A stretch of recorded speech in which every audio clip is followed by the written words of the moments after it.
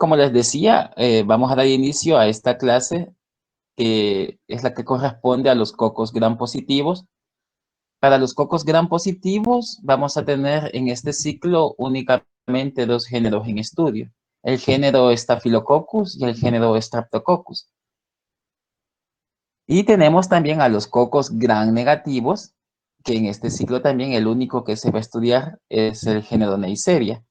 Entonces, todos estos microorganismos comparten esa peculiaridad de su morfología, que son los de tener forma de esfera, y por lo cual se denominan en microbiología cocos. Los que hemos estado estudiando en estos días pasados han sido microorganismos de qué morfología. ¿Qué morfología básica hemos estudiado con los microorganismos anteriores, a las bacterias pasadas? Bacilos. Bacilos, ¿verdad? Bacilos, y todos gram negativos o gram positivos.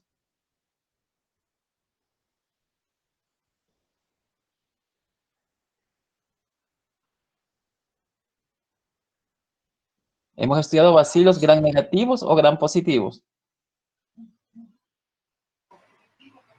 ¿Negativos?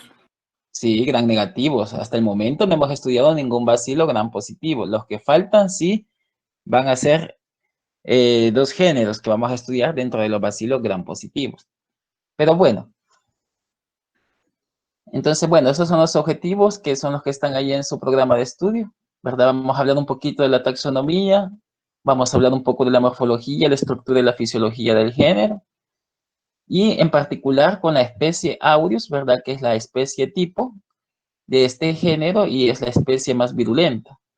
Algunas cuestiones en el proceso de identificación, ¿verdad? Que son fundamentales, pero únicamente algunas pinceladas, porque en el proceso de identificación lo van a ver más a detenimiento cuando se lleve el curso de diagnóstico bacteriológico. Algunos factores de patogenia involucrados en la especie Aureus, y algunas también que son menos virulentas, pero no, lo cual no quiere decir que sean menos importantes, y algunas características epidemiológicas del género, y algunas medidas de prevención y de control dentro de las enfermedades que causa este género. Entonces, como les estaba mencionando al inicio, hay diversos géneros que adoptan esta morfología típica de ser cocos gram positivos. Y decimos que se llaman cocos, o le denominamos cocos por la forma esférica que estos organismos tienen. Ahora, todos los que sean, tenemos diversos géneros que son cocos gram positivos, no solamente es el género Staphylococcus o el género Streptococcus, como les mencioné, sino tenemos otra infinidad de géneros también que adoptan esa morfología. Quizás después de Staphylococcus y del género Streptococcus, quizás el otro género de importancia médica es el género Micrococcus, que también se va a ver en más de alguna vez en el curso de bacteriología, en cómo se hace el proceso de identificación de este género.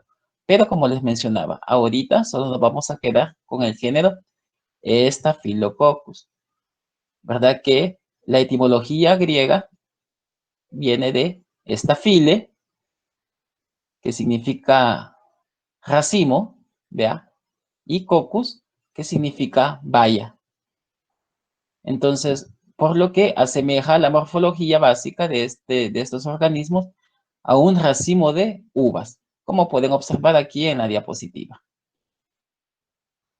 Generalmente esta morfología en forma de racimo de uvas, o en racimo, como les mencionamos, es característico prácticamente en los medios de cultivo. Se observa más en medios de cultivo. Pero ya en muestras clínicas, por ejemplo, se pueden observar de forma aislada, en pares o en pequeñas cadenas.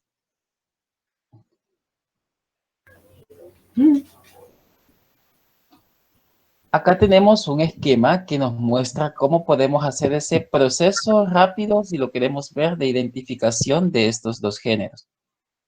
Lo primero y lo más importante es saber determinar la morfología y la reacción al grano. Siempre este criterio es el principal del cual se arranca prácticamente todos los procesos de identificación que le denominamos procesos de identificación clásicos en microbiología. Entonces, cuando determinamos que lo que se está observando en el microscopio corresponde a un coco gram positivo, lo que procede después del proceso de que ya identificó que es un coco gram positivo es la realización de una prueba de cribado o prueba de tamizaje que se le denomina prueba de la catalasa. Entonces, cuando realizamos esta prueba de la catalasa, si un coco gram positivo es catalasa positivo, decimos que pertenece al género Staphylococcus. Y si observamos cocos gram positivos, pero que son catalasa negativos, entonces pertenece al género Streptococcus. Ahora, también los criterios de morfología y agrupación también nos orientan a qué género pertenece. Porque decimos, el que adopta la forma de racimo es el género Staphylococcus, y el que adopta la forma ya sea de cocos en pares o lo prototipo o lo típico que debería ser en cadena, pertenece al género Streptococcus. Entonces, nos vamos para este lado. Cuando ya sabemos que tenemos un microorganismo que pertenece al género Staphylococcus, entonces realizamos dos pruebas, ¿verdad? La prueba de la coagulasa y la prueba de fermentación del manitol. La prueba de la coagulasa es la más típica que se utiliza y la podemos hacer en dos variantes, ¿verdad? Lo que se le conoce como la coagulasa en tubo y la coagulasa en lámina. Pero lo usual y lo recomendado es que se haga la prueba de la coagulasa en tubo y que ya la vamos a ver en una imagen más adelante. Entonces, si un estafilococo es coagulasa positivo, ¿verdad? Y que es una cepa hemolítica y que fermenta el agar manitol con la producción de colonias amarillas, entonces decimos que pertenece a la especie Aureus. Y en este caso nos ponen por ejemplo a Staphylococcus epidermidis, ¿verdad? Que no presenta hemólisis, vea, usualmente, y que no es fermentador del manitol, ¿verdad? Y que las colonias que presenta también son de color blanquecino, entonces lo más probable es que se trate de un Staphylococcus epidermidis. Pero quiero aclarar algo. El proceso de identificación de los estafilococos que son coagulasa negativos es un poco más complejo a esto, ¿sí?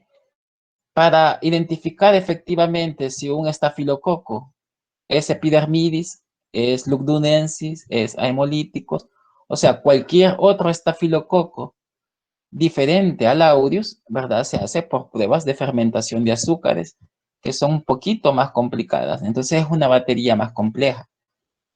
Acá quizás por la práctica nosotros decimos, si un estafilococo es coagulasa positivo, ¿verdad? Entonces sí es efectivamente Staphylococcus aureus, pero si es coagulasa negativo, entonces los agrupamos a todas estas especies diferentes al aureus, las agrupamos en el grupo de los estafilococos que son coagulasa negativos.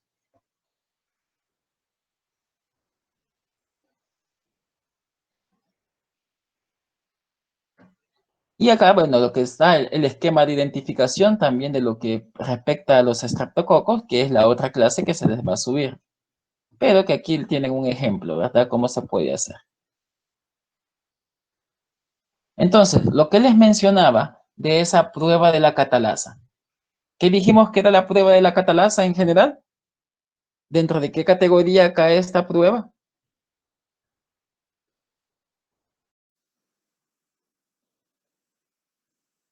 De tamizaje. Prueba de tamizaje, exacto. ¿Qué otra prueba de tamizaje hemos estudiado, compañera? ¿O hemos mencionado? Aparte de la catalasa.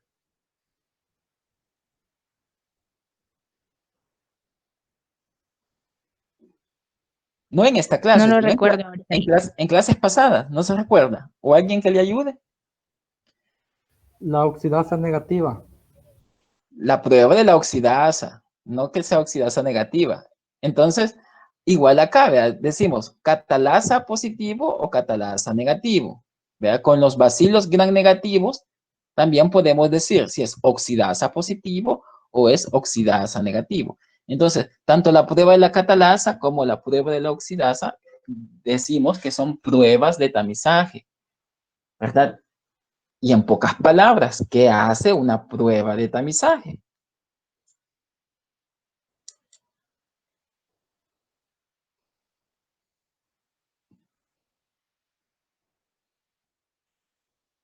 ¿Qué creen que hace? Así por deducción de lo que hemos visto. En general, no la prueba de la catalasa, sino las pruebas de tamizaje en general.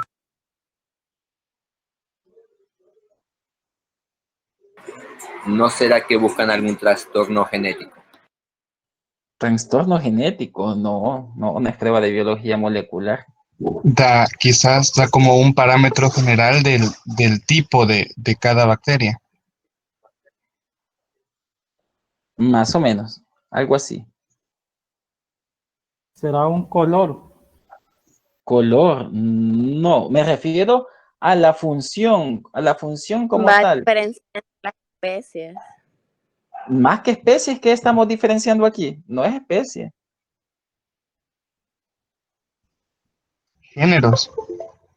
Géneros, ¿vea? Entonces, y no solo necesariamente para la separación de géneros, ¿vea? Entonces decimos que las pruebas de tamizaje o las pruebas de cribado son pruebas que se utilizan para la separación de grupos bacterianos específicos. Como en este caso, tenemos que la prueba de cribado o la prueba de tamizaje utilizada es la prueba de la catalasa porque separa o me ayuda a identificar dos géneros, ¿verdad? El género Staphylococcus y el género Streptococcus dentro de los cocos gram positivos. Entonces, ya vuelvo a repetir, los cocos gram positivos, vea, los cocos gram positivos que sean catalasa positivos van a pertenecer al género Staphylococcus. Y los que son cocos gram positivos, catalasa negativos, en general van a ser del género Streptococcus. Tomando otros criterios, como ya les mencioné también, ¿ve? Aparte dijimos la agrupación, que dijimos que los estafilococos, la agrupación característica es en forma ¿de qué dijimos? Racimo.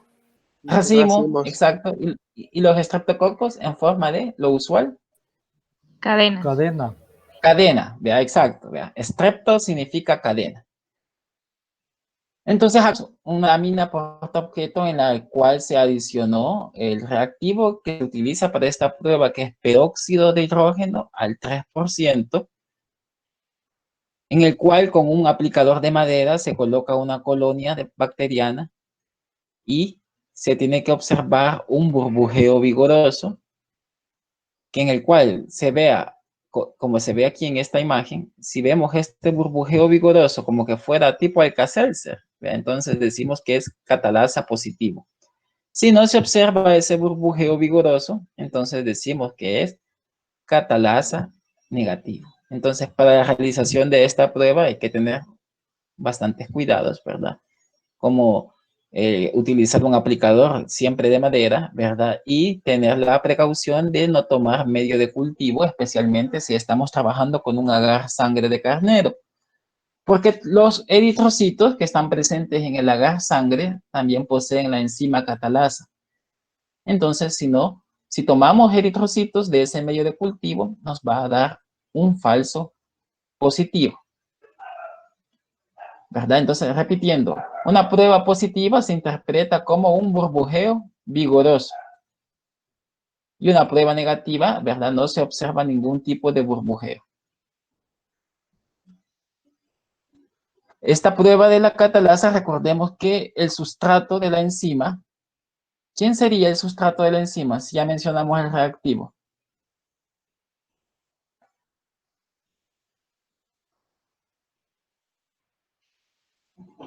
Porque la catalasa es una enzima, ya termina en asa, catalasa, es una enzima. Entonces, ¿cuál es el sustrato que desdobla esta enzima?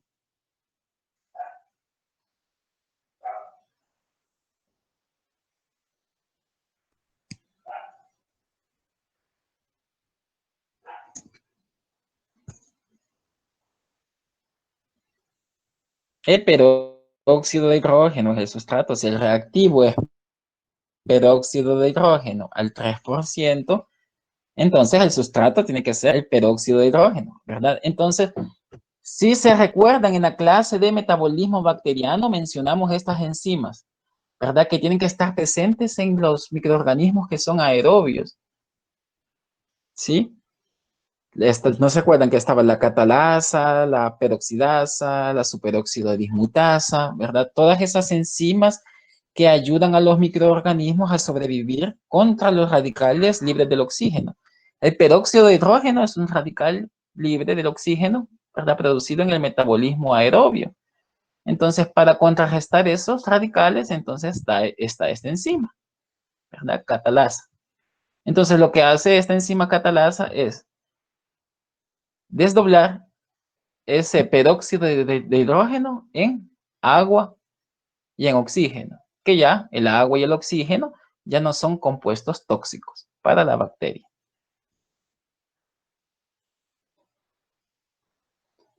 Entonces, lo que les mencionábamos, la característica común de este género es su forma, que dijimos que es la forma de ser esférico y que por eso se le denominan cocos.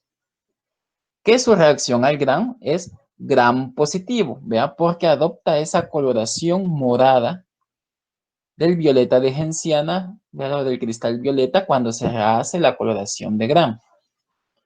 Ahora, es un microorganismo que no forma endosporas, ¿vea? No es un microorganismo esporulado. Y lo que ya habíamos mencionado respecto a la etimología, ¿vea? Del género, con el prefijo estafile, ¿vea? Y el sufijo coccus, ¿verdad? Lo que significa.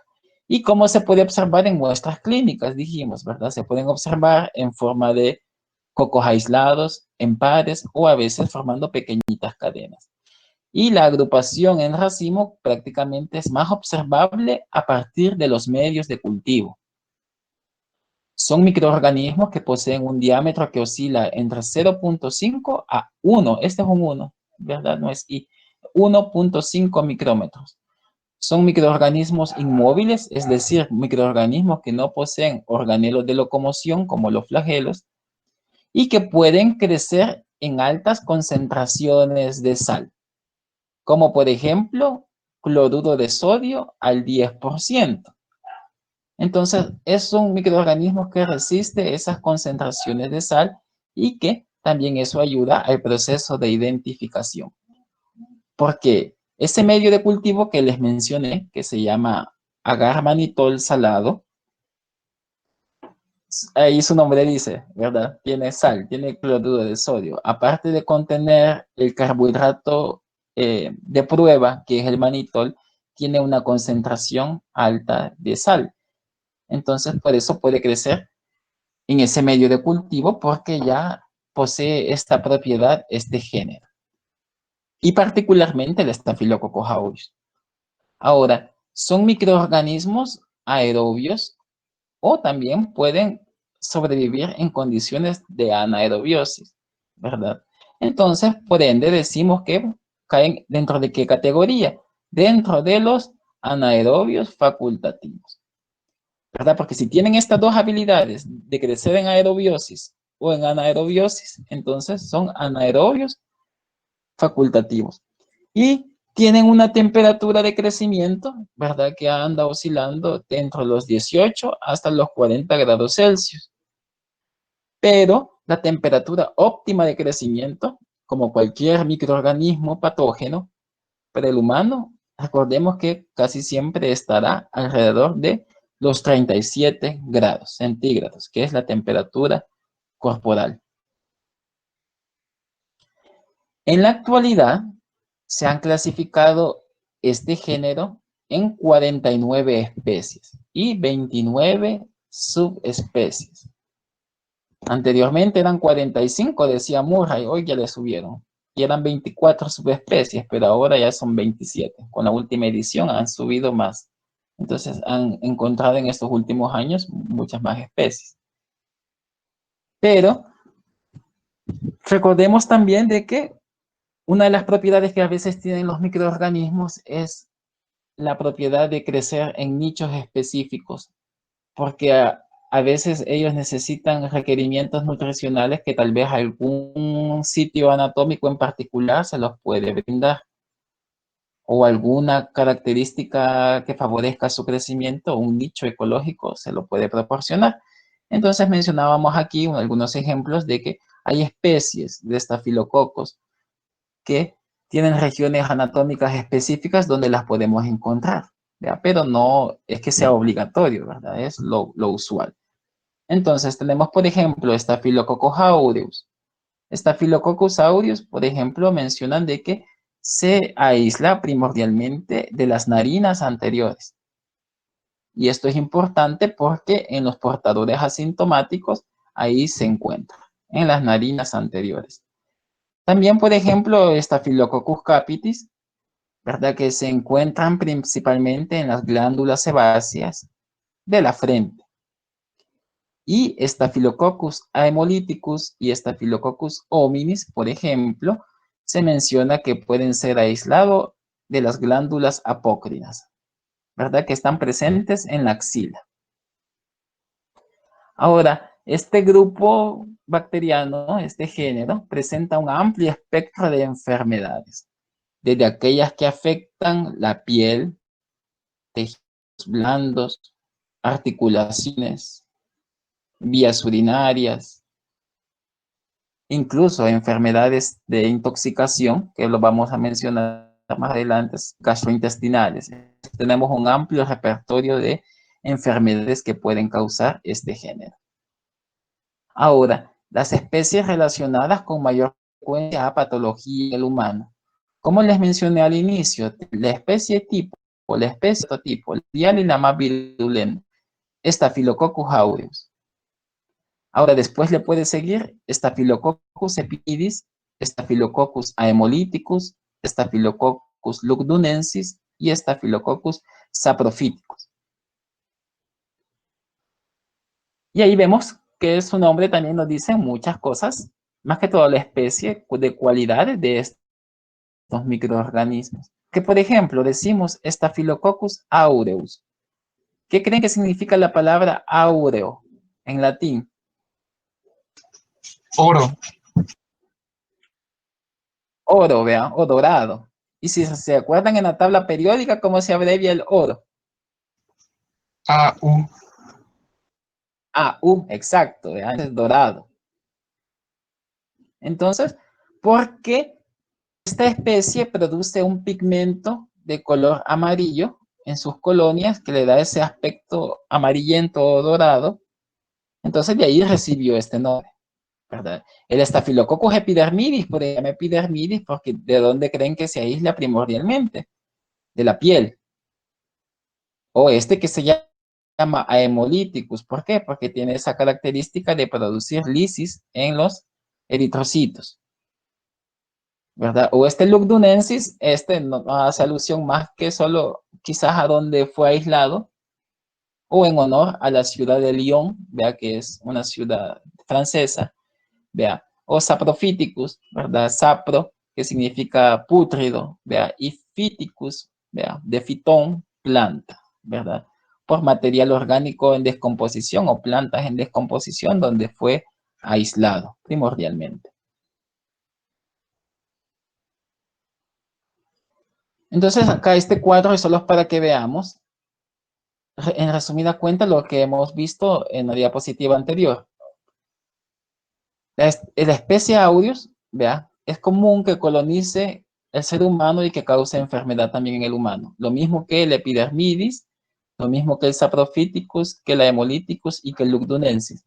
Y si ustedes se fijan, vea, tenemos otros que son infrecuentes o raros que causen ya enfermedad en el humano y acá los podemos observar. Incluso aquí está el capitis, el que mencionamos, ¿verdad? Que permanece en las glándulas sebáceas de la frente.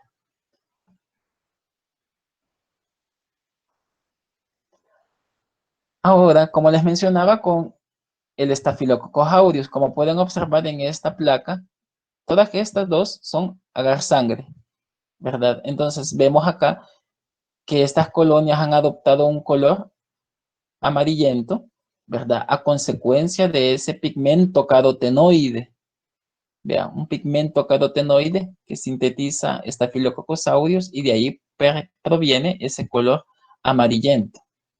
Y si vemos este, que no tiene color amarillento, sino es un estafilococo epidermidis, ¿verdad? Que produce colonias de color blanquecino. Y este que tenemos a la derecha es el que les mencionaba, el agar de Chapman, o conocido comúnmente como agar manitol salado. Entonces, que aquí produce colonias de color amarillo. Entonces, esto me indica que probablemente se trate de un Staphylococcus aureus, ¿verdad? Y que ha tenido la habilidad de hidrolizar, ¿verdad? Mejor dicho, de fermentar el sustrato de prueba que es el manitol. Ojo, vea, este color amarillento en este medio de cultivo no es por los pigmentos carotenoides como los está dando acá.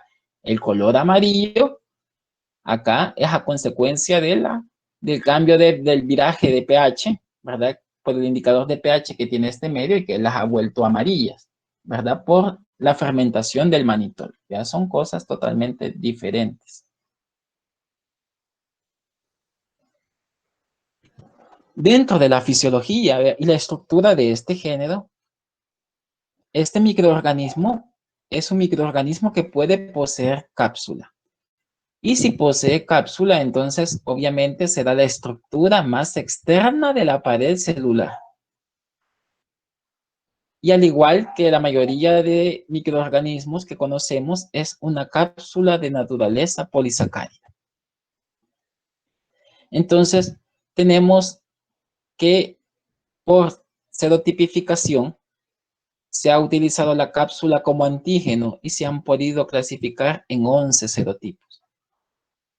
En donde se dice que el serotipo 1 y 2 son los serotipos que producen una capa más gruesa de polisacáridos, es decir, una cápsula más gruesa, los serotipos 1 y 2. Pero, ¿qué son los serotipos 5 y 8? Los que producen mayor enfermedad en el humano. A pesar de que los serotipos 1 y 2 poseen esta capa más gruesa, no quiere decir que sean los más aislados en el humano, ¿verdad? Pero según los estudios epidemiológicos nos dicen de que el serotipo 5 y 8 son los serotipos que están más asociados a patología en el humano.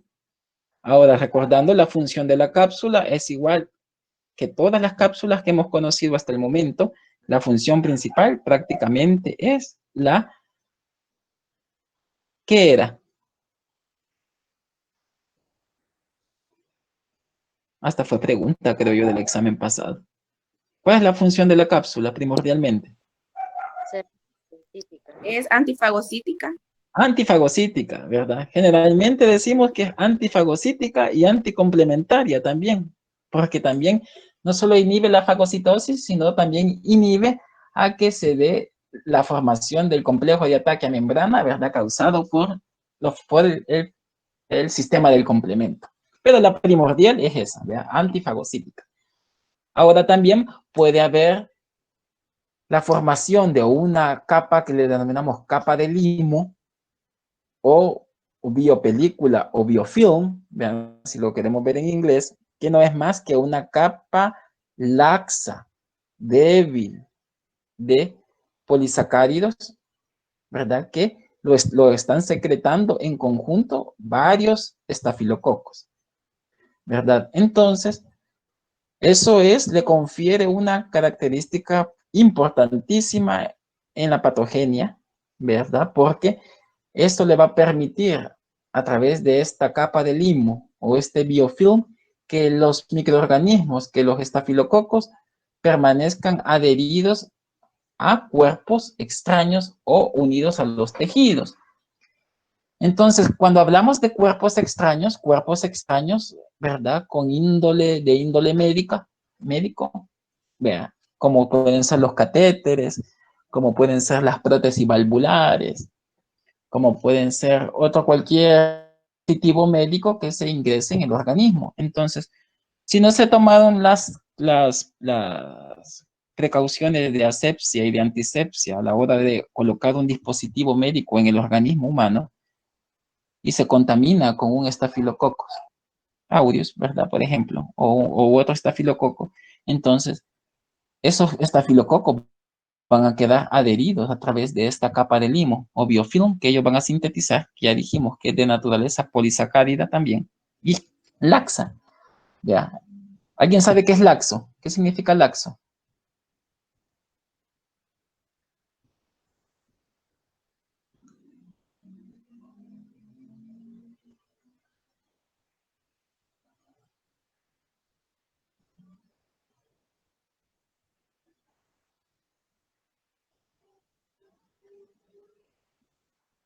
Algo que no tiene rigidez. Algo que no es como muy rígido, exacto, ¿verdad? Algo como muy más débil, uniones más débiles, más relajado, ¿verdad? Entonces, eso es la diferencia que hace una capa de limo con una cápsula, que las cápsulas son más densas, porque si nos fijamos, tanto la cápsula como la capa de limo o biofilm o biopelícula es de la misma naturaleza química, ¿verdad? Son polisacáridos. Entonces también esta producción de biofilm o de la capa de limo revierte mucha importancia en la supervivencia de los microorganismos que son más que todo, en este caso de los estafilococos coagulasa negativos, que en general se dicen que los estafilococos coagulasa negativos son los avirulentos, porque el virulento prácticamente se ha asociado más a que es Staphylococcus aureus.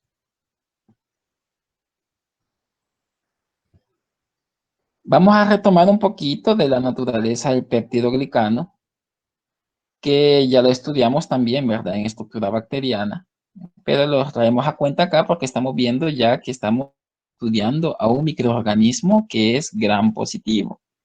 Recordando de que el peptidoglicano, tanto en este microorganismo como en otros que sean gram positivos, la mitad de su pared celular, del peso neto de la pared celular, es peptidoglicano, ¿ya? O peptidoglucano. Pero ¿qué es más que capas gruesas, ¿verdad? O más que capas, bueno, sí son capas de cadena de glucanos, ¿verdad? Dentro de 10 a 12 unidades alternas del ácido N-acetilmurámico y de la N-acetilglucosamina. Que eso ya se recuerdan que lo habíamos estudiado. ¿Verdad? N-acetilmurámico, N-acetilglucosamina, ¿verdad? Pero la diferencia prácticamente con la gram negativa, si recordamos, es que aquí hay múltiples capas, ¿verdad? Múltiples capas y también que los enlaces peptídicos son totalmente diferentes, ¿verdad? Los enlaces peptídicos que hay en los gram positivos con los gram negativos, ¿verdad? Porque en los gram positivos, en el enlace peptídico, ¿verdad? Está más que todo mediado por esta L-lisina, ¿verdad? Y en los gram negativos, como en Escherichia coli mencionaban, por el ácido mesoaminopimélico. Pero lo que nos interesa es esto, ¿verdad? Saber que este peptidoglicano, a comparación con las gram negativas, es mucho más grueso, ¿verdad? Los entrecruzamientos por los puentes peptídicos también son mucho más numerosos, por lo cual le confiere esa mayor rigidez también al peptidoglicano.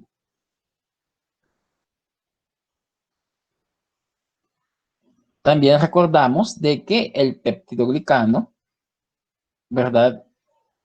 Esta síntesis, si se recuerdan, se puede dar, hay dos procesos básicos que son la producción de los precursores, ¿verdad? Del peptidoglicano, ¿verdad? Y lo que es casi el proceso de transpeptidación, ¿verdad? Y la construcción y el ensamblaje del peptidoglicano. Entonces, en la construcción, ¿verdad? O ensamblaje del peptidoglicano como tal, entra esta proteína que se llama PBP, ¿verdad? Proteína fijadora, ¿verdad? de penicilinas, que es la encargada que en este proceso de construcción, ¿verdad? O de ensamblaje del peptidoglicano. Entonces, por eso, esta proteína es la principal diana farmacológica donde entran estos grupos de fármacos que los conocemos como los antibióticos, que son beta-lactámicos. Los beta-lactámicos, a la cabeza está la penicilina. Y tenemos que hay un gen que está presente en el cromosoma bacteriano, es del tipo cromosomal, un gen cromosómico que le denominamos MECA, ¿verdad? Y que este MECA es el que codifica la proteína PBP2A. ¿Y qué pasa cuando codifica esta proteína y se sintetiza esta PBP2A? Que esta PBP2A tiene una menor afinidad a los fármacos beta-lactámicos como la penicilina, la meticilina y las cefalosporinas. Entonces, si se expresa esa proteína, entonces, ¿qué va a pasar? Le va a conferir resistencia a los fármacos beta-lactámicos. Y entonces ahí caemos en un gran dilema, ¿verdad? Porque si la sintetiza, entonces ya va a haber resistencia a este fármaco. Este gen MECA, ¿verdad? Como les decía, se encuentra en el cromosoma, ¿verdad? Y está codificado en el cassette estafilocócico, menciona el libro, donde hay múltiples también genes, ¿verdad? De importancia, ¿verdad? Pero se encuentra este MECA presente en esa sección, vea, que se le conoce como cassette estafilocócico. Ahora, la importancia radica también que conozcamos esto, porque tenemos en la actualidad múltiples microorganismos que han presentado resistencias a los fármacos en la evolución del tiempo, en el paso de los años. Entonces, tenemos un tipo de estafilococos que lo conocemos con estas siglas, ¿verdad? Que quiere decir Staphylococcus aureus meticilino resistente. Entonces, ¿por qué tiene esta resistencia a este fármaco, a la meticilina, que era o es de los que se ocupan casi de forma empírica en el tratamiento de las infecciones por estafilococos? Entonces, a consecuencia de todas de esa resistencia, ¿verdad? Por estos mecanismos que ya mencionamos, entonces por eso la importancia de que conozcamos cómo puede adquirir o más que adquirir, cómo se expresa esa resistencia a los antibióticos, en particular en este caso para los fármacos beta-lactámicos. También el péptidoglicano tiene una actividad que le llamamos tipo endotoxina. Y ojo también acá, no estamos diciendo que el péptidoglicano es endotoxina, sino tiene una actividad tipo endotoxina. Porque ya conocemos quién es el que tiene actividad propiamente endotóxica. ¿Quién es? Si se recuerdan. De la estructura bacteriana, ¿quién es la que sí es una endotoxina como tal? El lipopolisacárido. El lipopolisacárido. ¿Y tendrá el lipopolisacárido Staphylococcus aureus, compañera? Sí, ¿Por qué? porque tiene peptidoglucano. No. No, el lipopolisacárido solo lo poseen las bacterias gram negativas. Exacto, ¿verdad? Ya lo habíamos dicho. El lipopolisacárido, el LPS, está presente únicamente en bacterias gram negativas. ¿Y en dónde dijimos en ese gram negativas, compañera?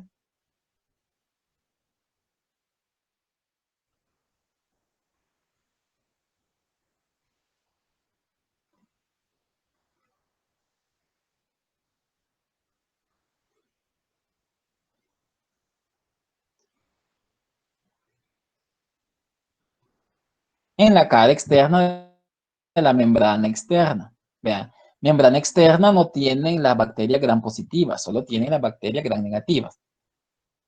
Entonces, por eso recalcaba aquí que decimos que el péptidoglicano puede poseer actividad del tipo endotoxina, no es que sea endotoxina, sino porque prácticamente hace lo que haría quizás el lipopolisacárido en una gram negativa, que más que es estimular la producción de pirógenos endógenos.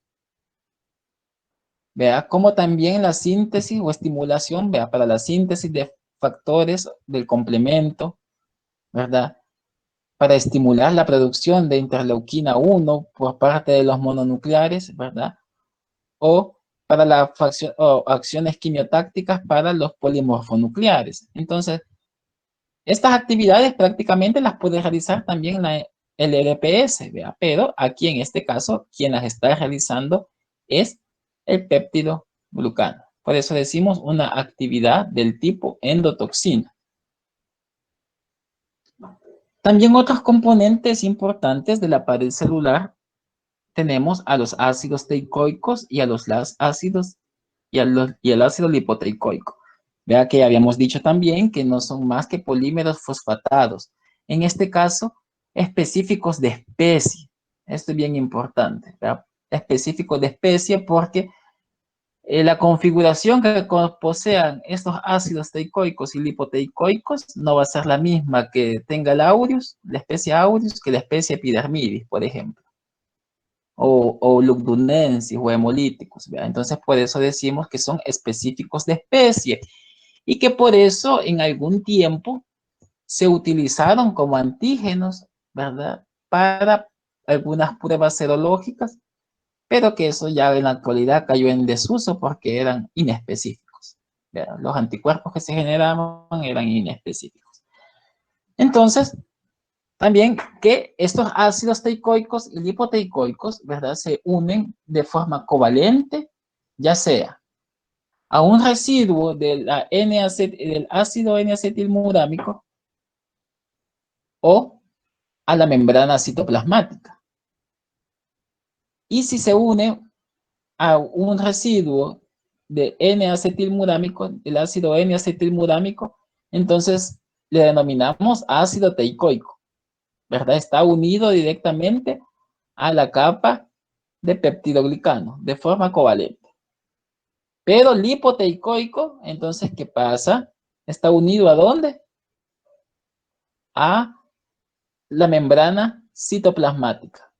Por eso vemos acá que está unido a una cabecita de un lípido, de los lípidos de membrana. Ahora, decimos que los ácidos teicoicos, ¿verdad? Son poco inmunogénicos, ¿verdad? Son pocos inmunogénicos, tal vez comparado con otros antígenos presentes en el género estafilococo, pero que pueden estimular la respuesta humoral, o sea, generar la producción de anticuerpos cuando se encuentran unidos al péptidoglicano, ¿verdad? Es decir, el ácido teicoico, ¿vea? Es inmunogénico únicamente, prácticamente, cuando está unido al peptidoglicano. Él solito como tal no es tan inmunogénico.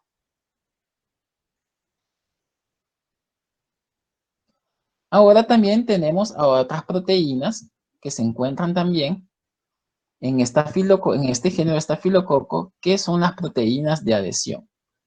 Entonces, recordemos que la adhesión es prácticamente uno de los primeros pasos, ¿verdad?, para la colonización de los microorganismos en una determinada superficie, ya sea más que todo en los epitelios. Entonces tenemos que esas proteínas de adhesión en el género estafilococo reciben este nombre bien largo: componentes de la superficie microbiana que reconocen moléculas de la matriz adhesivas y que se abrevian con estas siglas, MSCRAM.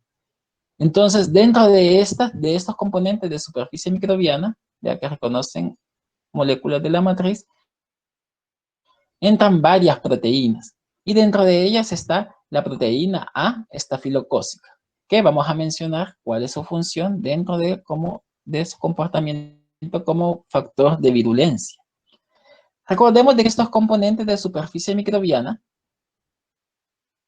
¿verdad? Van a tener múltiples dianas a las cuales ellas se pueden unir, vea, más que todo a elementos, vea, de la matriz extracelular, como quienes, como la fibronectina, como el fibrinógeno, como la elastina o como el colágeno.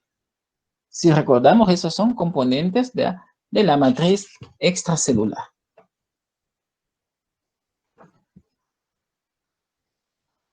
Entonces, como les mencionaba, teníamos dentro de esta categoría de las MSCRAM a la proteína A estafilocócica.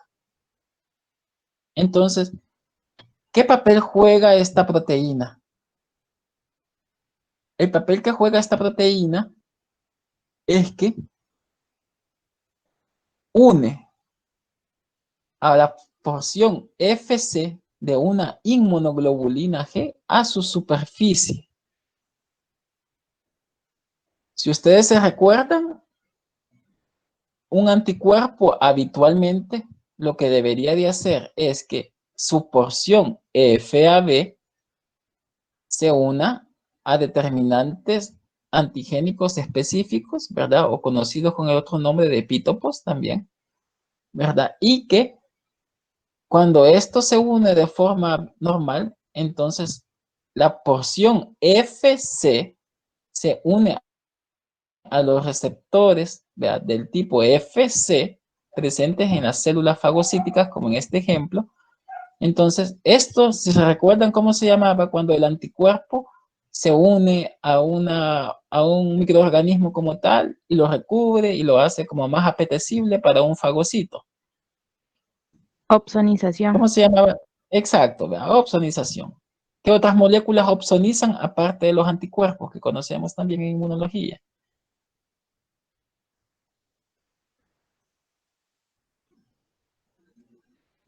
Recordemos que no solo los anticuerpos son opsonizantes, hay otras moléculas también.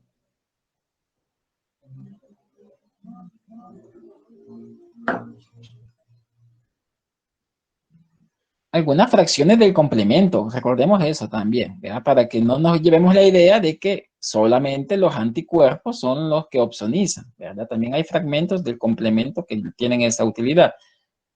Entonces, esto pasaría en una forma normal, ¿verdad? Aquí hasta incluso lo ponen acá con el caso de un Staphylococcus epidermidis, porque el Staphylococcus epidermidis no posee proteína A. Entonces, esto pasaría, ¿verdad?, de que los anticuerpos del tipo IgG, vea, opsonizan a la bacteria y después haría que ya el fagocito, la profesional, lo reconozca porque lo hace más apetecible, como decimos coloquialmente, y lo pueda fagocitar. En cambio, si ustedes se ven acá en este esquema, la proteína A que está en la superficie del Staphylococcus aureus agarra aquí, miren, de la base de la inmunoglobulina G, la agarra de la colita, si así lo podemos llamar, de su porción FSC, ¿verdad? Entonces, la que queda expuesta es la porción FAB. Entonces ya esto es inviable porque estos receptores están hechos ¿para qué? Para que reconozcan la porción FC del anticuerpo, pero que en este caso están siendo bloqueados ¿por quién? Por la proteína A. Entonces lo está haciendo inviable prácticamente. Entonces, en pocas palabras, lo que vemos es que lo que está haciendo el Staphylococcus aureus es recubrirse con anticuerpos IgG, ¿verdad? Pero cuando lo hace que estos sean inviables a la hora del reconocimiento, ¿verdad?, para la fagocitosis. No sé si lograron comprender esto. Si no, lo repetimos. Sí, Eric, por favor, porque no le comprendí. Vaya. Vamos aquí. Tenemos un Staphylococcus epidermidis, ¿verdad?, con sus determinantes antigénicos o llamados epítopos. Si hay estimulación de la respuesta inmune humoral, se van a producir anticuerpos, en este caso inmunoglobulinas del tipo IgG. Lo habitual es que la porción FAB ¿Se acuerdan que esta es como una Y, ¿verdad? FAB, este es FAB, este es FAB y esta es FC. La porción FAB se tiene que unir ¿a quién? A su determinante antigénico específico o a su epítopo. ¿Verdad? Y esta porción FC es la que se une a los receptores tipo FC que están presentes en los fagocitos. Entonces decimos de que aquí lo que ha pasado lo habitual es un proceso de opsonización por anticuerpos. Y entonces acá vemos que la porción FAB se unió ya a sus epítopos en Staphylococcus, en este caso epidermidis, y que ya fue reconocido receptor, ¿verdad?, del tipo FC. Entonces, y por ende ya lo reconoció, entonces lo que va a pasar es fagocitar ya a la bacteria porque ya fue opsonizada. Eso es lo normal, lo que pasaría. Ahora tenemos acá un Staphylococcus aureus. Tenemos que en su superficie, aparte de determinados antigénicos, tiene la proteína A. Entonces, ¿qué va a pasar? La proteína A se va a unir a la porción FC de la inmunoglobulina G. Entonces, se va a recubrir prácticamente con inmunoglobulina G, vea, monomérica, y lo que va a hacer es que va a bloquear esa porción FC, que es la que se debería de unir a los receptores FC, del tipo FC, que están presentes en los fagocitos, pero como están bloqueados por esta proteína A, entonces ya no puede haber proceso de fagocitosis.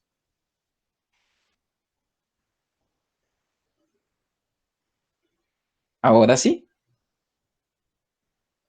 Sí, Si gracias. ustedes ven, hasta aquí se ve como que dice como que rebotara, ¿ven? ¿Vea? Porque la porción FC no está disponible para que se una con los receptores del tipo FC en el fagocito. Lick, o sea que en ese Diga, caso ya ningún anticuerpo podría unirse al epítopo que presenta la bacteria. fíjese que tal vez podría ser, tal vez otro anticuerpo que no sea IgG. Porque lo que menciona acá la literatura es que la proteína A se une a la porción FC de la inmunoglobulina G. Pero imagínense tal vez que esté presente en una mucosa y tal vez haya una inmunoglobulina A.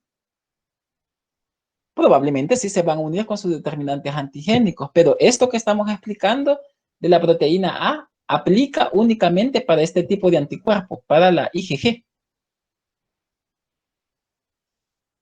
Gracias. Buena pregunta. No sé, ¿alguien más pregunta?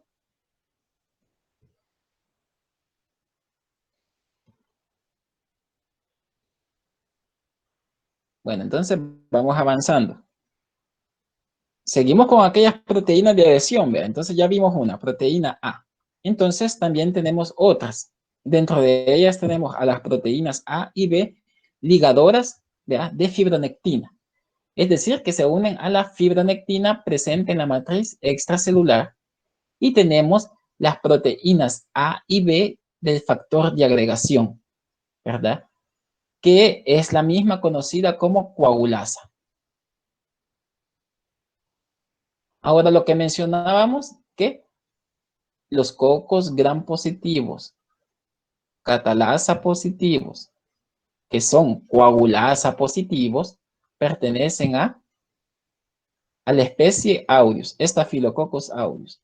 Y los que son coagulasa negativos, aquí ponen el ejemplo de Staphylococcus epidermidis. Pero ya sabemos que Staphylococcus epidermidis no es el único estafilococo coagulasa negativo, ¿verdad? Son todos los demás que no sean aureus.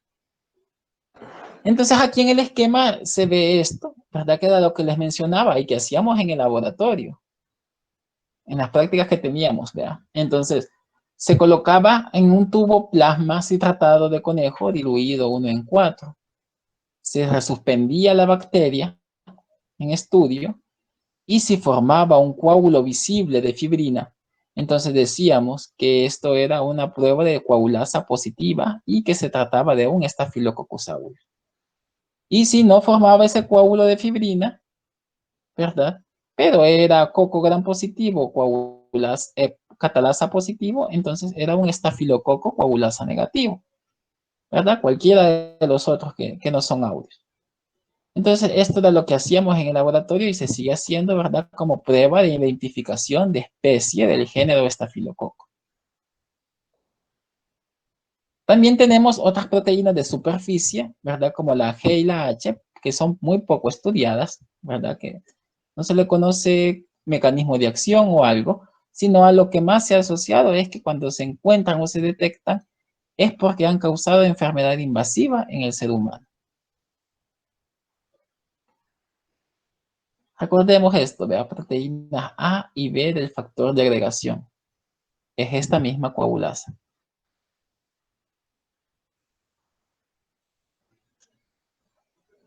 Dentro de la patogenia, en inmunidad tenemos que son prácticamente los 3 pasos básicos que quizás haría una bacteria patógena, ¿verdad? La primordial, la primera es evadir la fagocitosis, ¿verdad? Por los mecanismos que ya mencionamos. Ya vimos que puede interferir, ¿quién? La formación del biofilm o del limo, o la presencia también de cápsula, ¿verdad? También ya vimos de que la proteína A, el papel que juega también en el bloqueo de la porción FC de la inmunoglobulina G, ¿sí? Después debería, si tiene todos esos sistemas de evasión, entonces va a llegar al segundo paso, donde es la adherencia de la bacteria a los epitelios, ¿verdad? Por las proteínas que ya mencionamos también, todas esas proteínas que juegan un factor, que sean factores de adherencia.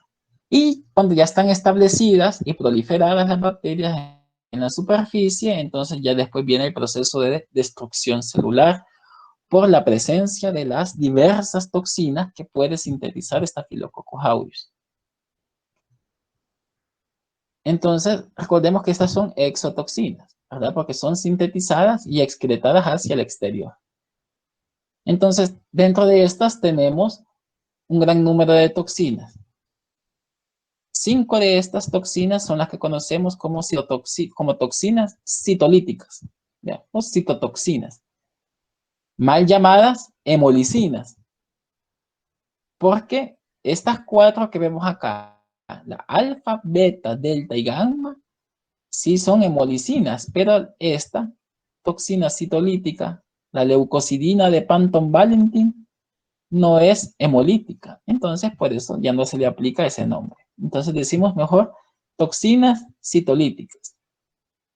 Dentro de ellas, la alfa, beta, delta, gamma y la leucocidina de Panton-Valentin. También tenemos 2 toxinas exfoliativas, ¿verdad? La del tipo A y la del tipo B.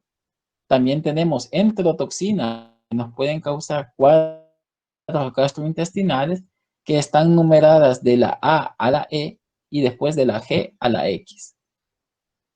Y tenemos la toxina del síndrome del shock tóxico 1, ¿ya? O toxina 1 del síndrome del shock tóxico, ¿verdad? Que lo podemos abreviar de esta manera, que también es una toxina.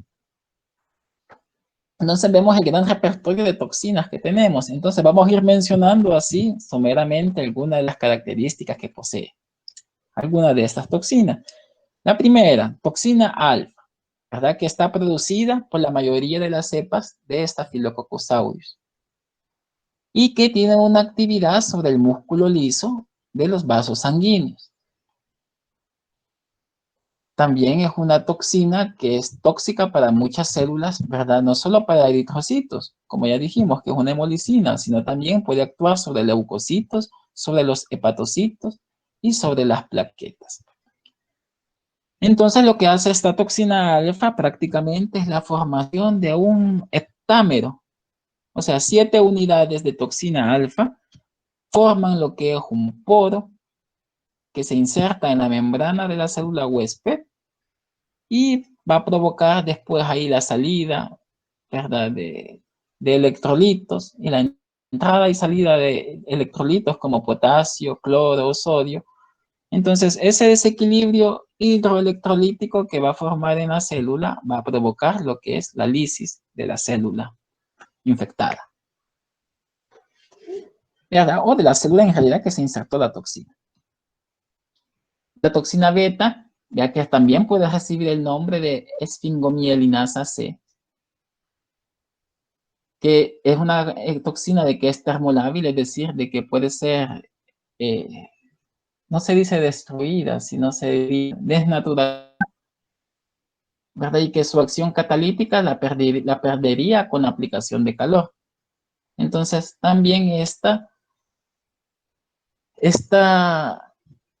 toxina se dice que su acción es proporcional a las concentraciones de esfingomielina, ¿verdad? Que hay en las células y que pueden actuar en los eritrocitos, como ya mencionamos también, porque es una hemolicina, en fibroblastos, en leucocitos y también en macrófagos. También puede producir hidrólisis, ¿verdad? De los fosfolípidos de la membrana citoplasmática. Entonces, esta, como ven, es su principal mecanismo de acción, ¿verdad? Porque hidroliza los fosfolípidos, que ya vimos que son las unidades básicas, ¿verdad? De la formación de una membrana, de cualquier membrana biológica. En este caso, la membrana citoplasmática de la célula que está infectando. Y por ende, si arruina su membranita, vean, se desorganiza toda la membrana y se la célula. Tenemos la toxina delta que posee un amplio espectro de actividad cítica, en muchas células. Entonces, y que se dice que actúa como un surfactante, es decir, como un detergente. Entonces, cuando decimos eso de que actúa como un surfactante o como un detergente, ¿a nivel de qué estructura creen que trabaja?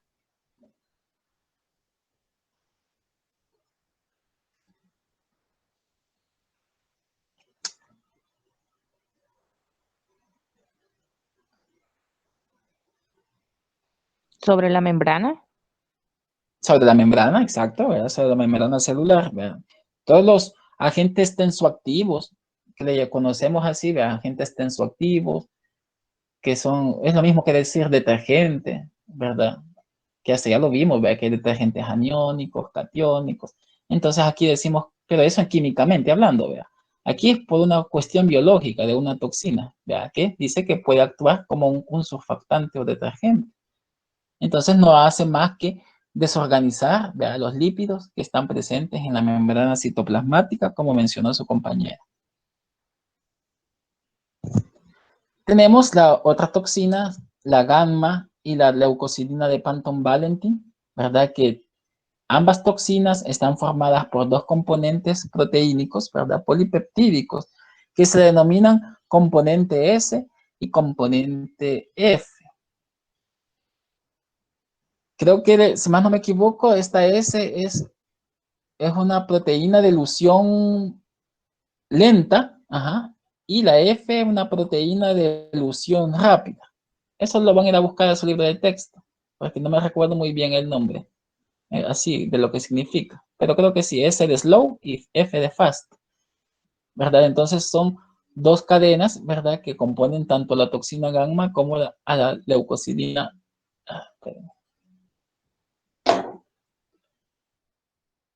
De Panton-Valentin.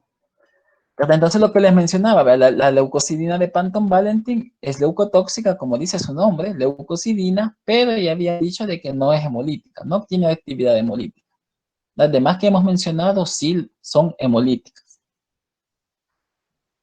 Y que al igual que la que vimos como la toxina alfa, ¿verdad? También lo que hace es la formación de poros, lo que provoca siempre un desequilibrio hidroelectrolítico, ¿verdad? Y por el flujo de los iones, ¿verdad? Provoca la lisis de la célula que está afectando. Y tenemos las toxinas exfoliativas que juegan un papel importante para esta patología que le denominamos síndrome de la piel escaldada por estafilococos. Entonces juegan dos toxinas ese papel de patogenia que causa esta enfermedad. Tenemos la exotoxina, que es la termoable y que es asociada a un fago. Y la exotoxina B, que es la termolábil, ¿verdad? Pero que se localiza en un plásmido dentro de la bacteria. Si estamos diciendo que es asociada a un fago, entonces recordemos de que, es decir, que esta ETA ha sido prácticamente adquirida, ¿verdad? Por un fago. O sea, no está codificada, por así decirlo, de forma intrínseca en el cromosoma bacteriano, sino fue adquirida. Y esta sí, ¿verdad? Ya forma parte de su material genético porque ya está presente en un plasma. Entonces, tenemos que la función de esta toxina exfoliativa, ya sea ETA o ETB, es que tienen naturaleza de serinproteasa, ¿ya? O proteasa de serina, lo cual va a ser romper la desmogleína 1, que es una proteína estructural de los desmosomas. Si recordamos, los desmosomas son unas estructuras presentes en las células epiteliales que hace de que cada célula epitelial se mantenga unida uno con otro. No sé si alcanzarán a ver aquí todos estos pelitos y están estas como placas rojas que se ven acá. Vean, entonces, estas placas son los desmosomas, ¿verdad? Y eso hace de que se mantenga la continuidad de las células epiteliales, que se mantengan ellas unidas. Entonces, lo que hace esas toxinas exfoliativas es romper esa desmogleína 1, que es proteína estructural de los desmosomas presentes en el estrato granuloso de la piel, ¿verdad? Entonces lo que va a hacer es que prácticamente esas células epiteliales se descamen, vayan como se están rompiendo esas uniones intercelulares, se están rompiendo por esa destrucción de la desmogleína 1, entonces se van descamando y lo cual produce un efecto en donde no hay ni siquiera ni la presencia misma de la bacteria, porque no es la bacteria en sí la que está causando eso, sino lo está causando ¿quién? La toxina. Y no hay ni siquiera leucocitos, entonces estamos diciendo de que no hay ni siquiera tampoco reacción inflamatoria porque la bacteria no está presente ahí, sino es su toxina. Y que el grupo etario en que se da generalmente este síndrome de piel escaldada por estafilococos, ¿verdad? Es en niños pequeños. Decimos que el 5% de los estafilococcus aureus son los que sintetizan o tienen la capacidad de sintetizar esta toxina exfoliativa. Acá tenemos otra imagen solo para que veamos cómo es que actúa quizás esa exotoxina, ya sea A o B. Si ustedes se fijan, la desmogleína 1 es la que está representada de color azul.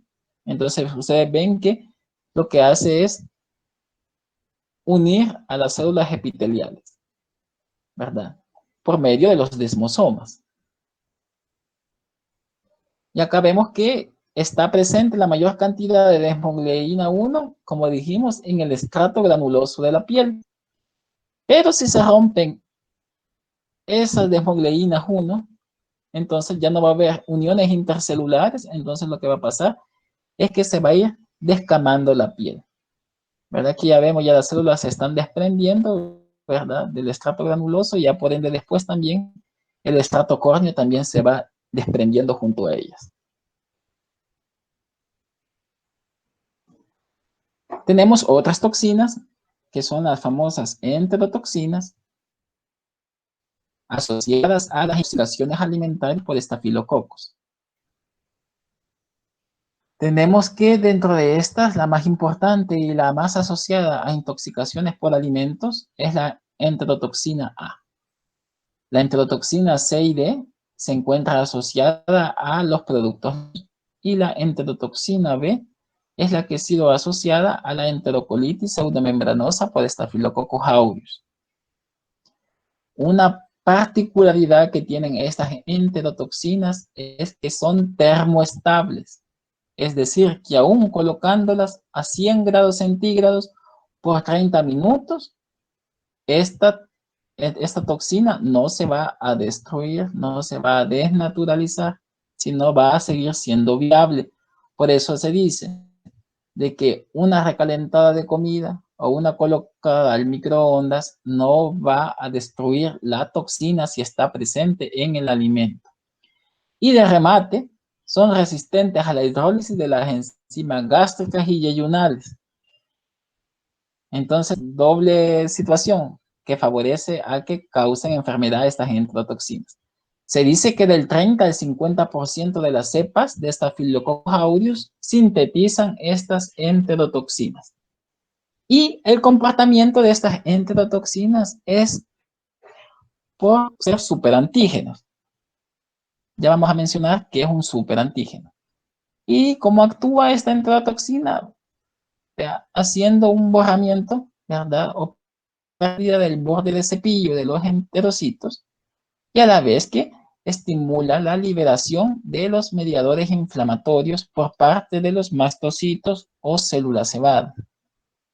Entonces, por eso se dice que como hay una degranulación por parte de los mastocitos, ¿verdad? Liberando histamina, produce esa característica primordial de los cuadros por intoxicación con enterotoxinas por Staphylococcus aureus, el cual quizás es el vómito, ¿ya? O emesis, que es lo mismo.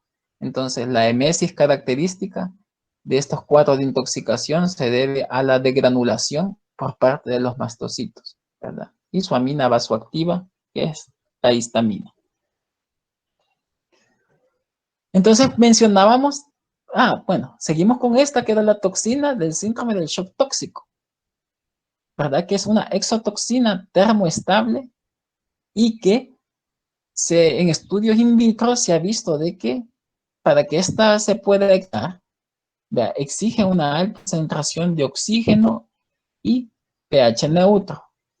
Entonces, esas condiciones se las puede proporcionar una herida abierta, ¿verdad? Una herida o también algunos cuadros que están asociados a infecciones vaginales por Staphylococcus aureus. Entonces, estas condiciones se las puede favorecer ese ambiente. Por eso, no se ha visto de que la formación de abscesos, que son estructuras cerradas, ¿verdad? Anaerobias, entonces, no se ha relacionado que se produzca un síndrome del choque tóxico, ¿verdad? Por la presencia de Staphylococcus aureus en abscesos cerrados. Más, sin embargo, sí en heridas. Pero lo que les traía cuenta era que tanto esta toxina del síndrome del shock tóxico, ¿verdad? Como quienes mencionamos aquí, como las enterotoxinas, ¿verdad? Se comportan como un superantígeno.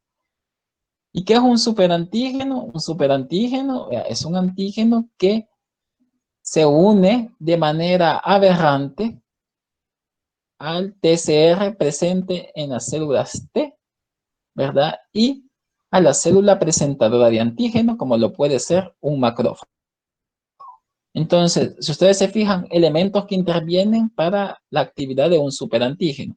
Tiene que estar presente el complejo mayor de histocompatibilidad tipo 2, presente en la célula presentadora de antígeno, como el macrófago, y el receptor de células T, TCR. Entonces, el superantígeno se une de manera aberrante, de forma lateral, a la cadena beta del TCR. Si vemos acá lo que les mencionaba la licenciada de Cermeño, un antígeno habitualmente debería de estar en la hendidura del TCR y del complejo mayor de histocompatibilidad tipo 2, pero un superantígeno no lo quiere hacer así, lo hace de forma lateral. Entonces, lo que al final produce esto ya es una expresión aberrante ¿verdad? De efectores inflamatorios, proinflamatorios, ¿verdad? Que lo van a sintetizar ya la célula presentadora de antígeno o el macrófago de una manera descontrolada. Allí en su libro de texto van a ver cuáles son todas esas interleucinas, ¿verdad? Que se empiezan a sintetizar de forma descontrolada. Factor de necrosis tumoral alfa, factor de necrosis tumoral beta, interleuquina 1 beta, ¿verdad? Que esa, la interleuquina 1 beta, es la relacionada a los procesos de fiebre, ¿verdad? Entonces, todo eso da una sobreexpresión exagerada de interleucinas a causa de esta estimulación aberrante, ¿verdad? De ese PCR, ¿verdad? Y de ese MHC2. También tenemos otras enzimas presentes, como la coagulasa, que ya la vamos mencionando, ¿verdad? Que dijimos cómo se llamaba la coagulasa, qué otro nombre tenía, aparte.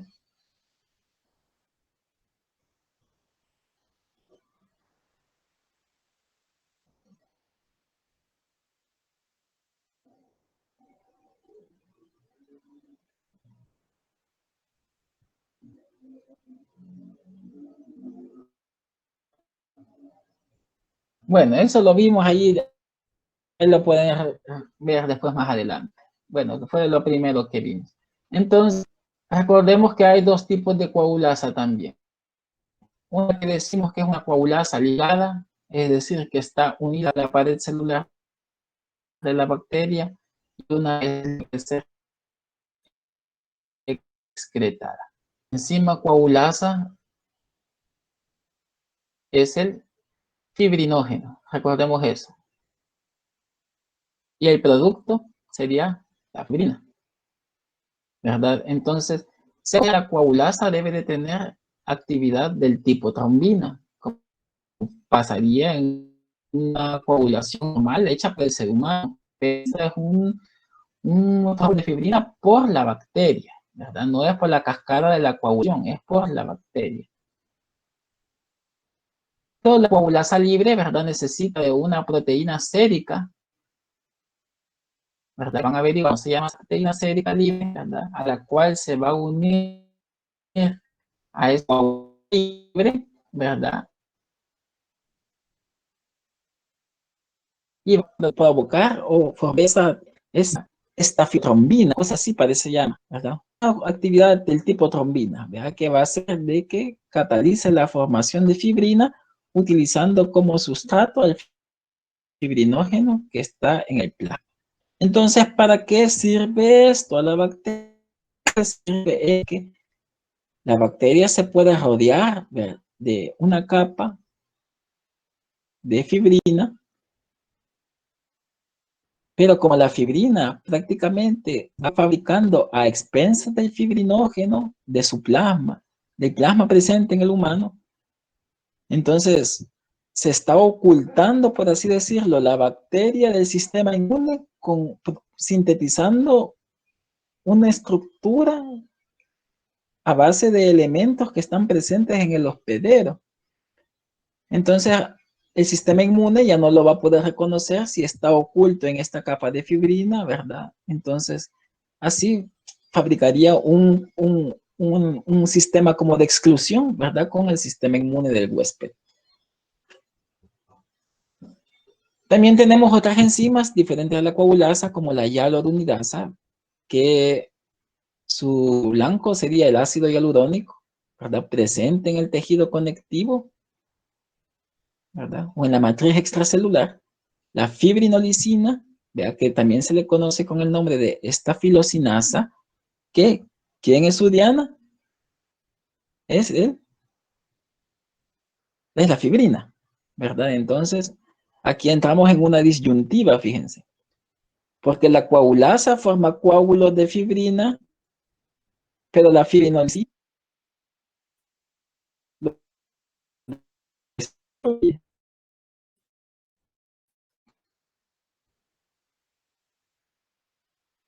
entonces entra en el lado, está destruyendo si tiene esta enzima fibrinolicina. También posee múltiples lipasas que actúan sobre lípidos, ¿verdad? Y la nucleasa termoestable, ¿verdad? Que también esta se utiliza en procesos de identificación bacteriana, ¿verdad? Como la prueba de la DNasa, que esta la van a estudiar el otro ciclo. Acá solo es para que veamos la formación de las biopelículas o biofilms, ¿verdad? Que puede generar Staphylococcus aureus. También quiero que se lleven en mente de que no solamente Staphylococcus aureus posee la habilidad de formar biopelículas, sino hay otras bacterias que lo hacen, pero que esta formación de biopelículas o biofilms está casi siempre asociado a presente y en lo cual contaminación del catéter, en este caso, la misma microflora presente en el huésped, en el paciente. Entonces, no se cumple de antisepsia, contaminan ese catéter y lo introducen al torrente sanguíneo en este caso. Entonces, ya van a producir, ¿verdad? A ese dispositivo médico, en este caso un catéter, y ahí van avanzando, ¿verdad? Y lo que pasa es que eventualmente después esas bacterias, es cierto que están pegadas en la película, pero se desprenden. Y ahí sí se llegan a desprender del biofilm formado en el torrente, en catéter, que está en el torrente sanguíneo, a una bacteriemia. Y a eso es hablar de complicaciones médicas bastante serias. De la epidemiología, rápido espero yo, de que son micromucosas, es decir, que están en todos lados, ¿verdad? Los estafilococos, los específicos, ¿verdad? Pero a grosso modo, los coagulasa negativos, ¿verdad? Los estafilococos coagulasa negativos se encuentran en la piel. Y ya les mencioné que hay personas que son portadoras de Staphylococcus aureus, que se dice que es alrededor del 15% de la población. Si son portadoras, son a través de la nasofaringe. Y de ahí la importancia, ¿verdad?, que el personal médico ocupe siempre cuando está en una actividad quirúrgica, porque si ese enfermero, esa enfermera o ese médico es portador, esas gotículas de sus narices pueden caer en la herida del paciente o entrar una infección. Entonces, eso es bien importante. Hay alta incidencia elevadas a los desinfectantes y a las soluciones antisépticas. También se pueden transmitir por contacto, ¿verdad?, a través de fomites. Eso les recomiendo que busquen en un diccionario, ¿verdad?, que es un fomite. Y al igual que los estreptococos, también son bacterias piosas, es decir, bacterias que producen pus. En su libro de texto van a ver enfermedades que causan, como les mencioné al inicio, es una amplia gama de enfermedades que pueden causar, desde las cutáneas, como foliculitis, furúnculos, impétigo, infecciones de heridas, ¿verdad? Las mediadas por toxinas, que ya vimos, intoxicación alimentaria, síndrome de la piel escaldada, ya lo mencionamos, que es común en niños, ¿verdad? O síndrome del choque tóxico, también en mujeres, ¿verdad? Más que todo en mujeres que son menstruantes. Y otras menos comunes también, como artritis séptica, bacteriemia, empiemia, endocarditis, osteomielitis y neumonía. Staphylococcus aureus, ¿verdad?, que es como la especie más importante, pero sin discriminar más. Aquí tal vez otra que me parece importante es, no, aquí está, Staphylococcus aureus, ¿verdad?, que lo estudiamos porque es dentro de los cocos gram positivos que pueden llegar a formar infecciones del tracto urinario, ¿verdad?, primeramente positivas, ¿verdad? Entonces, Las infecciones de vía urinaria por lo general es causada por bacilos gram negativos en las mujeres, pero si llegara a haber una infección por un coco gram positivo, lo más probable es que sea un Staphylococcus saprophyticus. Vamos a leer con detenimiento en su cuadro de texto, ¿verdad? Aquí lo que tenemos en esta imagen es el síndrome de la piel escaldada. Como vemos, es un niño, como habíamos mencionado, que es el grupo etario a quien más afecta. Y vemos como acá es prácticamente la capa más superior de la piel, ¿verdad? Por lo que ya mencionamos que cómo actuaba esa exotoxina A y exotoxina B, y a nivel de qué actuaba. Entonces, aquí sí vemos que hay eritema, ¿verdad? Hay enrojecimiento de la región, de toda la región abdominal, ¿verdad? Pero en teoría, lo que mencionábamos que no hay proceso inflamatorio, que la toxina es la que está causando esto, no la vía como tal. Y recordemos intoxicaciones alimentarias, ¿verdad? Por y ya vimos, están contaminadas con la toxina. La pueden calentar bien en el comedor, por ejemplo, si es una comida fría y que la vuelven a servir al día siguiente, como a veces hacen en las cafeterías, ya sabemos que no se va a destruir, a pesar de que la sometan a 100 grados centígrados por 30 minutos. Entonces, ahí viene todo lo demás, ¿verdad? El dolor estomacal, la diarrea, ¿verdad? La fiebre, ¿verdad? Para evitar, para diagnosticar por Staphylococcus aureus, y que el cuadro de evolución es bastante rápido, fíjense. Si usted consume un alimento contaminado con la toxina, con la agente de toxina que produce Staphylococcus aureus, la manifestación de los síntomas es casi súbita. Pasarían quizás alrededor de 3 a 4 horas y ya se están presentando síntomas. Porque así debería ser casi el médico el diagnóstico, ¿verdad? No lo hace porque aísla la bacteria de la materia fecal, ¿verdad? Porque eso es inviable. Eso no se puede hacer. Bueno, sí se puede hacer, pero eso lo van a ver más adelante, ¿verdad? Cuando hagan la interpretación de los estudios bacterianos, cuando se hacen los coprocultivos. Pero prácticamente el diagnóstico de una intoxicación alimentaria por Staphylococcus aureus lo hace el médico por la clínica.